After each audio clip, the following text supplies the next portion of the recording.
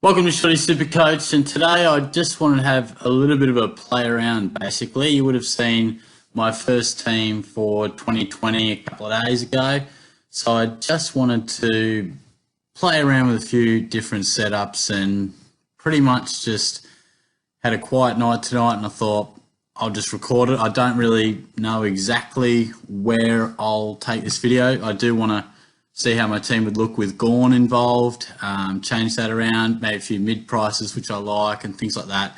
Pretty much just going to go for it, see where we end up. Couple of things, the Instagram, I've sort of been plugging that a bit. Instagram's not Shorty's strong suit, but it's popular, and hopefully it can engage with more people than maybe YouTube can, or at least engaged in a different way. It's a bit more punchy, bang, bang, bang, quick little updates. Doesn't take me 10 minutes to record, another 10 or whatever to edit and upload. And, hopefully that can be positive throughout the year. And hopefully I'm coming through okay on the microphone. I'm just on the laptop at the minute. I ordered an actual microphone set up mainly for the podcast that I'll do with Langers, but I will be hopefully improving the audio quality in the next few days. So see how we go. Is anyone else's bloody team picker doing this retarded thing here? I mean, why can't I see everyone, Jesus. It's just frustrating, mate. This is first world problems. But anyway, let's just jump into it. And first off, let's just play around with let's say Gorn was involved, and how might I get that going? And I'd say probably Greenwood would be the man you'd probably... I love Greenwood, don't get me wrong, but all the other players are genuine premiums. So he'd probably be the one to go. So there's Gorn and Grundy, and that would leave me with 250k. And that's the thing, it doesn't hurt that much. I mean, it's almost, you lose English and Greenwood, who, in my perfect world, could both average in the 90s. You gain Gorn, who's an absolute superstar. Say he gives you 120 a week, and say English and Greenwood give you 180 a week. They could both average 95. Let's say Greenwood's 95 and English is 85, for argument's sake. Let's see what I could find in the forward line. So that's probably the main question is, so Gorn's giving you 120, so in theory you just need a guy that's giving you 60 or 70 to be on the positive, but it all comes down to money and what other things you can utilise and spend it on.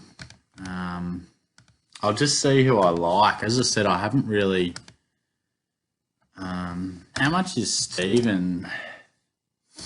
I'd need another 110. Oh, that's great. Just brings me right back to the top. Okay. Let's have a little look in the smallest window of all time. They're talking about Bewley a fair bit of hype around him, but you wouldn't go picking him.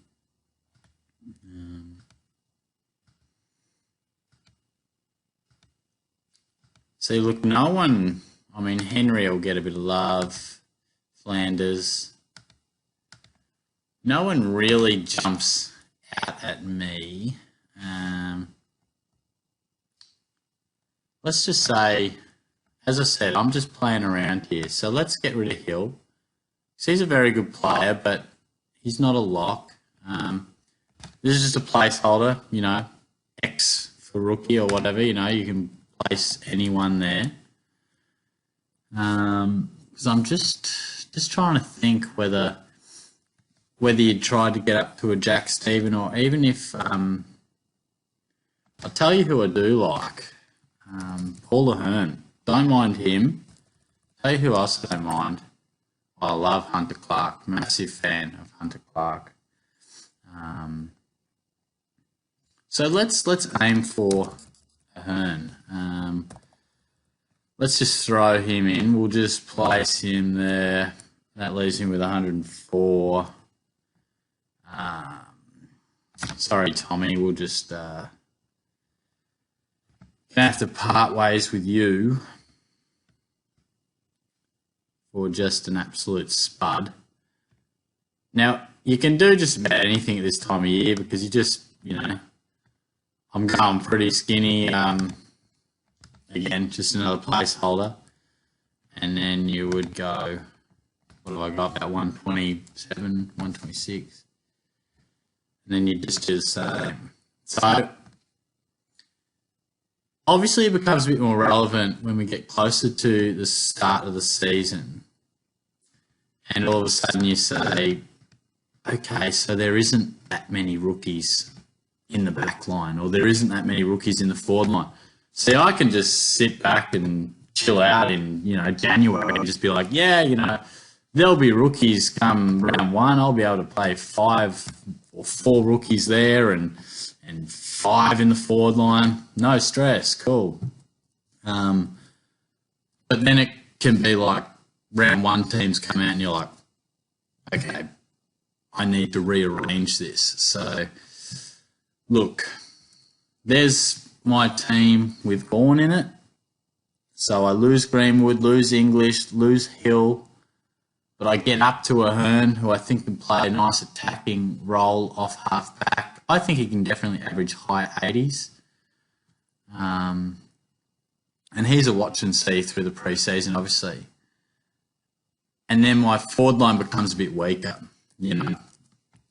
And you're exposing a little bit more. In essence, if you really want to boil it down, Bourne comes in, but I expose another rookie, basically. And that exposure is in the forward line. Because Ahern and Hill, they could average similar. They really could. Let me look through the forward line and see if there's... Because like I said in the other video, there's only 8 players in our forward line that can be selected that averaged 90 last year or above. And obviously you lock in Whitfield, you lock in Martin, but you're not going to go Cameron, you're not going to go Zeeble. And I don't think you should go Ablett. So Parrish, would he get a bit more time through the middle? Very interesting.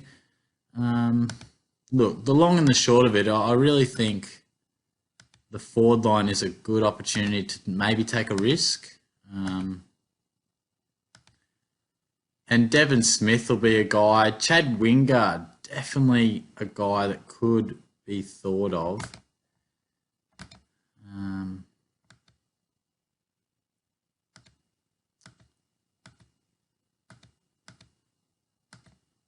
So I think it's mainly from the teams I've seen. It's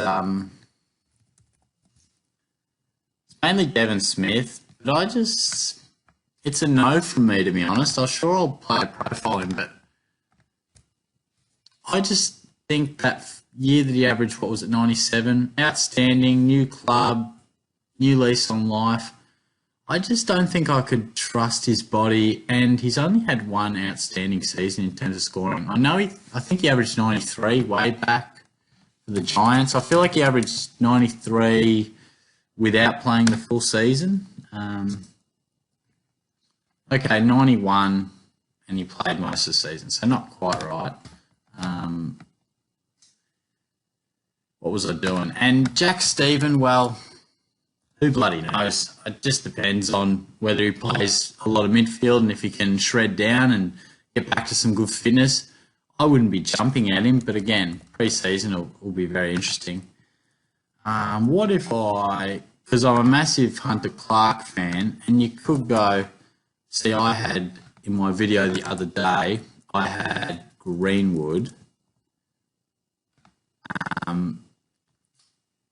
If you wanted to expose a little bit in your forward line, all of a sudden I can get anyone. I can get Zach Williams and have 37k left over. That's a pretty strong back line.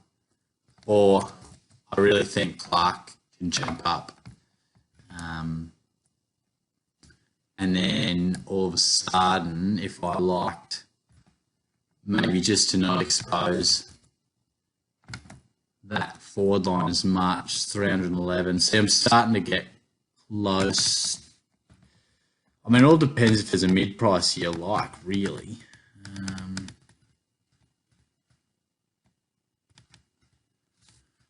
And I'm not sure there really was, aside from Greenwood.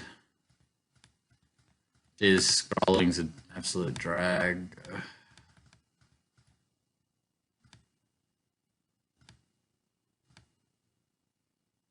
I actually think Paddy Dow could have a really good season, but you wouldn't pick him.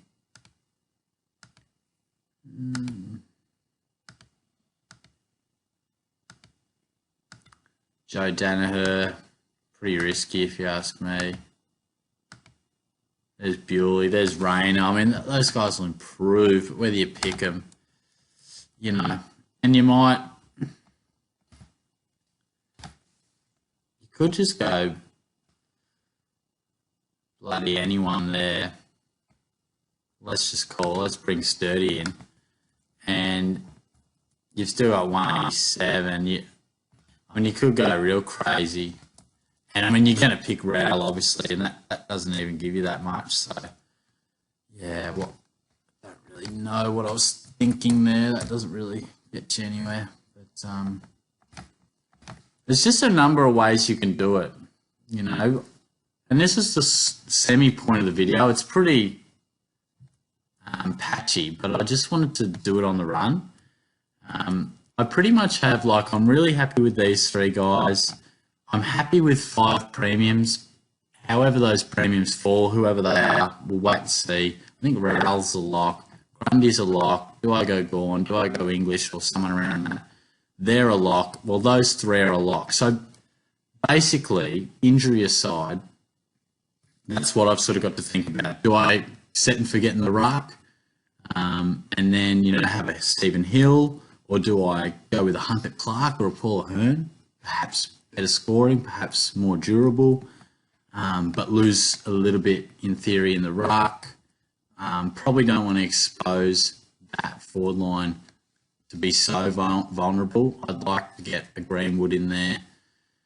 I don't think you want to have 3 rookies on the line playing, because that's pretty vulnerable. If you can, you really feel like these top 6 will score pretty well. I mean, we know the top 5 he'll be respectable. There's always good mids. The midfield normally sorts itself out. But it's those terrible backline and forward line rookies that can kill us more often than not, that can score 30s and 40s and really have you tearing your hair out. So you don't want to expose them to on-ground time too much. So that's why I probably prefer, I like Cockatoo, so I don't know what I'm doing there. See you, Sammy. I prefer to have, and again, a lot of it just depends on what's available at the time. If we get a couple of weeks out and all of a sudden there aren't that many rookies available in the forward line or the back line, you've got to chop and change. But at the minute, this is the structure I'm rolling with, and I don't know whether this video has been interesting or not. How long have I been going for? I've been going for a little bit. So that's my team, and that's the team you saw. Yeah, that's the team you would have seen in my Team Picker 2020 or whatever I called it on the 1st of Jan. And that's what it is at the minute, but this video just provides you a little insight to my thought process and throwing it around.